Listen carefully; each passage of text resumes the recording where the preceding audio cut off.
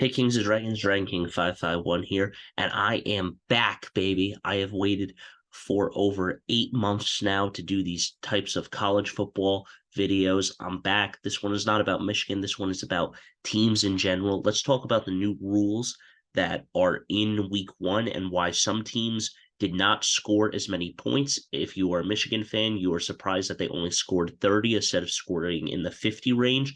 Then you understand why that is. If you're an Ohio State fan, you must be concerned with your quarterback and understanding why you only got 23 points and not 45 yourself against Indiana, which was quite surprising.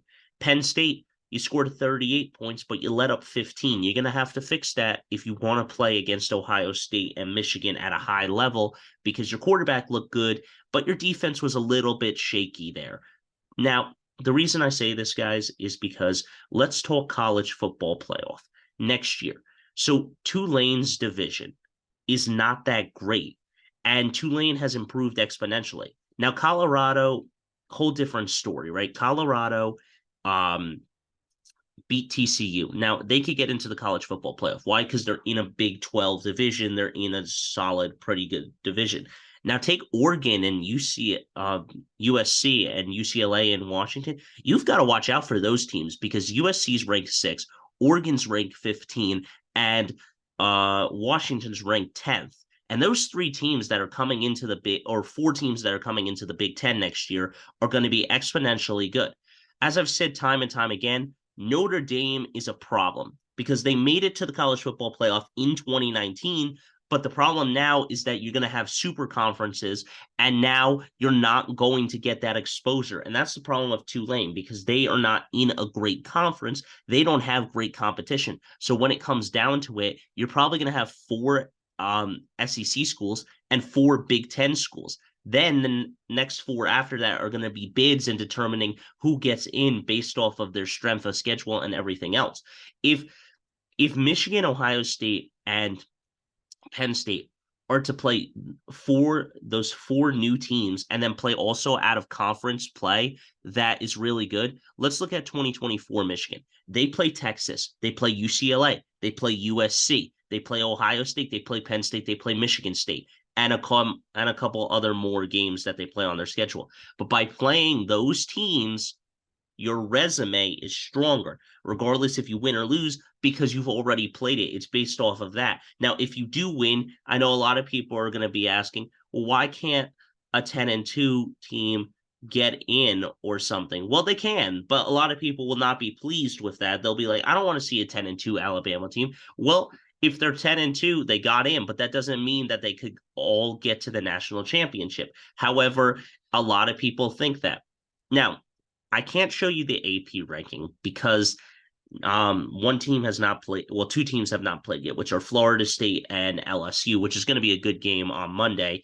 Or I think it's tonight or Monday. I forget which one it is. Oh no, Clemson and Duke is Monday, and US Florida State and LSU is tonight and stuff.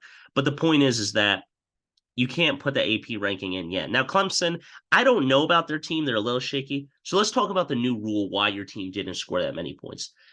The new rule states on first downs, the clock will no longer stop. So it is like the NFL, meaning the ref doesn't set the ball, blows his whistle, and then the game continues. No, the ball is set and the clock continues to tick, which, I mean, it's going to save a couple of minutes here and there, but you're still going to get a 3-hour game regardless of what you're doing. So, I mean, not really that different. A lot of people are saying they're making too many rules, making it too close to the NFL, but it is what it is. So that's another reason why maybe you didn't score enough points is because of that. The other thing here is that for us Michigan fans, we know why we didn't have a lot of our players in. We're not going to we put in our second and third stringers in the second half because we knew we could still win and stuff, and we were still driving down the field. The thing is that we're not going to put players in and worry about them getting hurt like Donovan Edwards and Blake Corum. Blake Corum is not at 100% yet. He's still getting his feet wet from his injury last year. But we're taking it slow. We're putting in other running backs. We're putting in CJ Stokes. We're putting in Hill or whatever his name is. And we're putting in all these other guys. And so we pulled JJ and Blake and Donovan and our other receivers later in the game. But Roman Wilson had a great game, and you'll see that in another video. But the point is that why we only scored 30 points is because we didn't have like 10 of our starters. Chris Jenkins played. Will Johnson wasn't in the game. Rod Moore wasn't in. A couple other players weren't in on our team. So when we get them back next week, we'll be better and we'll probably score more points, but it is what it is. So let's look at some of these scores and let's talk about it here. So Notre Dame, great team, right? They beat Navy and they scored 42. USC, this is what I'm talking about, though. USC, I put them in my 4-team college football playoff, but if they don't improve on their defense, that's going to be problematic. Now look at Utah. What the heck? Utah scored 24 points and Florida scored 11. I don't know what 11 was doing. Oklahoma, you did not need to do that. 73-0. Jesus. Tennessee, though, 49. Let's look at Joe Milton here. Okay, 2 TDs, 21 for 30. Where were those types of throws when you were at Michigan, my guy? Like, seriously, in the 2020 season, you couldn't do that? Jeez Louise, I don't understand. Now what the hell is happening here? Yeah, let me go back here. I don't know why it's scrolling down. Weird. What the hell? Hang on. I hate when it glitches like that when I click on a team and stuff. But yeah, I mean, oh, okay. And then you also got Oregon State that's not playing until later tonight. But yeah, see, LSU's not playing. So, I mean, Tulane right here, 37 points. I mean, that's insane. And they've improved a lot. That's why they're ranked 24. UNC taking South Carolina down. Bye, Spencer Rattler. You're not doing so well. I mean, Alabama, 56 points. But look, Penn State, 38. Pretty impressive. Texas A&M, good. USC, again, look, they improved their defense now. I mean, they allowed only 14 points, but you're still shaky there. Like, you want to hold them to a certain amount of points. Kansas State, 45. Washington, 56. Georgia, 48. Notre Dame, 56. Wisconsin had a good game, 38. Texas, 37. Oregon, look at Oregon. What were they playing? Basketball? They scored 81 points. Jeez. That's insane. Mississippi, get the hell out of here. And then here are my guys, Michigan. TCU, though, was a good game. You can't dissuade from that. TCU, Colorado, that's a good game. TCU may drop, but Colorado probably will be ranked because they knocked off a ranked opponent. Iowa with K. McNamara was okay, but they definitely need to improve with 24 points and allowing 14 and only winning by 10. It's a win, but it's not a great win. Michigan by 27, still a blowout. Ohio State by 20. Not both teams didn't do well, both rivalries. Now, I don't like comparing Ohio State because I'm a Michigan fan, but let's just look at their guy. 20 for 33, 60%. That's not bad. 239 yards of 1 interception. But, if you're going to look at it, the problem there is that they have a new guy. And, Michigan may be able to take advantage of that when they play each other, but, they don't play until like the last game of the season. And that's another thing you have to watch out for, guys, because right now, if I look at Michigan 2024 schedule, guys, oh, wait, that was 20. I don't know why.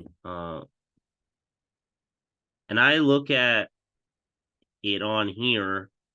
This is what I'm seeing that I saw it on one website. I don't know if it's true. Here it is, guys. The 10th game of the season is at Ohio State. The 11th game is at Rutgers, and the 12th game is at USC. So from now on, in 2024, when the 12-team expansion comes on, it seems like Ohio State and Michigan will not be playing each other in the last game of the season to decide the Big Ten championship, because it's like it just doesn't matter as much. Whereas now you're going to play USC and Rutgers, which is concerning, but at the same time, it is what it is. So if you're concerned why your team scored less points and didn't score as much, it's because of the clock thing, or frankly, it's because they got a new quarterback, or it's just they're they don't really want to throw out the playbook yet and open it up to smaller teams because they know it is what it is. Now, Michigan's run game did suck yesterday against East Carolina, but that's because, if you look at Blake Corum and everyone else here, uh, so if you look at Blake Corum, he has 73 yards and Donovan Edwards has 37. Blake Corum had 1 TD. Mullins had 14. CJ Stokes had 6. And Benjamin Hall had 2. JJ McCarthy had -2. But yeah, if you're looking at that, it's because East Carolina's defense actually played really well at the line of scrimmage. Don't worry, our offensive line will get better. But we had to gunsling it, kind of like how we did it against Ohio State. But it is what it is, guys. So if you're concerned with your team, don't be. It's the first game of the season. Your team will improve. It's basically chess matches. Your team, chess pieces and everything else. Whether a player is injured or something else is going on, don't worry about it. But that's all I got for you. So until next time, guys, don't forget to stay radical. I'll see you in the next one. And remember, if your team didn't win big, don't worry about it. But here's another thing for a video. Never take the spread, guys. Never take the spread. That's why I don't bet the spread in games or just in general. Don't bet the spread if it's too high. Always bet it if it's low. If it's by 8 points, take it. If it's by 50 points, no. So that's another thing. But that's a video for another time. Other than that, I'll see you in the next one. And don't forget to stay radical. That's all I got for you.